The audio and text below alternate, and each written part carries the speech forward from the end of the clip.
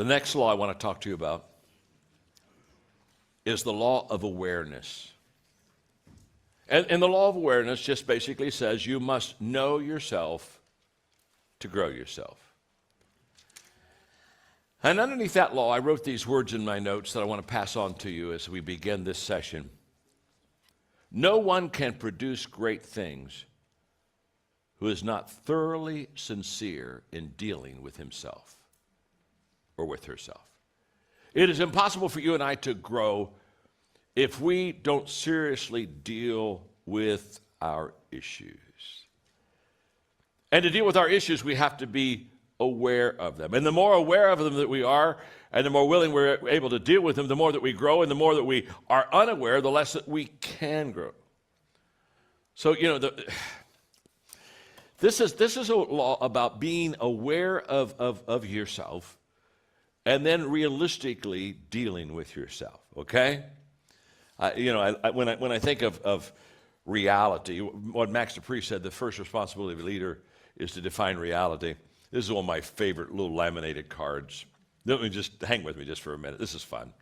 A woman accompanied her husband to the doctor's office, and after the checkup, the doctor told his wife secretly, "If you don't do the following, your husband will surely die. I want each morning for you to fix him a healthy breakfast and send him off to work in a real good mood.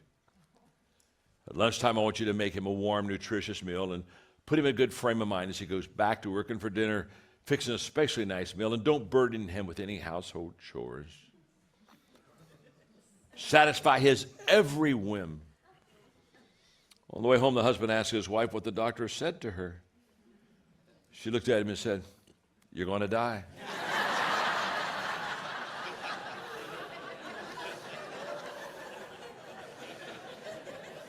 It's over, baby.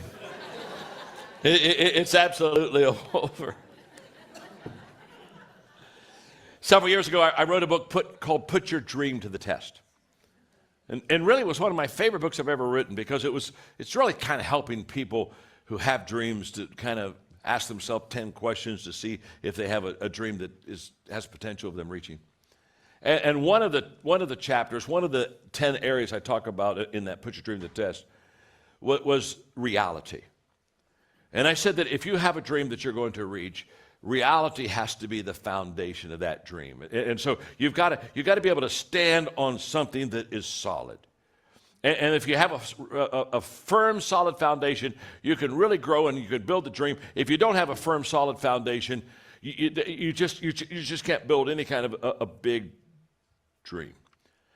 And reality requires awareness. If you're realistic, you're aware. I've never known an unaware person that had realism in their life.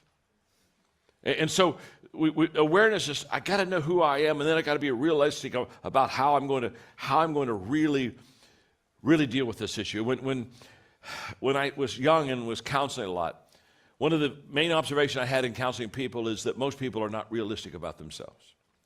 They don't even see themselves in a realistic way. And I can remember, you talk about awareness and what awareness will do for you. I can remember as a young pastor, real small church, and there were 10 large churches in America. And I wanted to see them, and I wanted to talk to them, and I wanted to have an audience with those pastors of those great churches to ask them questions. I mean, I had a little dinky little country church. And so I can remember, I didn't get to all 10 of them. It's another story, but I only got to 2 of them in the beginning. And I offered to pay them $100 to get to them and ask them questions for 30 minutes. And the thing that was amazing about, here I am, I'm a young pastor, and those two guys, they helped me so much. That they said, if you're going to build a great church, you don't want to be a shepherd, you want to be a rancher. And all of a sudden I thought, oh my gosh, I've been shepherding. I've been, kissing all the babies, and wow, I need to learn how to ranch instead of shepherd. And then he said, you want to stop counseling and you want to start equipping. They said, when you counsel with people, you work on their weaknesses. When you equip people, you work on the strengths. I said, oh my gosh. Now, let me just say this. I'm 24. And all of a sudden, awareness began to fill my life. And I went back to those congregations, and awareness just let me see the picture, let me see myself, let me see what I was doing wrong. let me realistically kind of deal with the fact that I was counseling, not equipping, I was shepherding, not ranching. And immediately within 3 months, everything began to turn around in my life. Just because of awareness.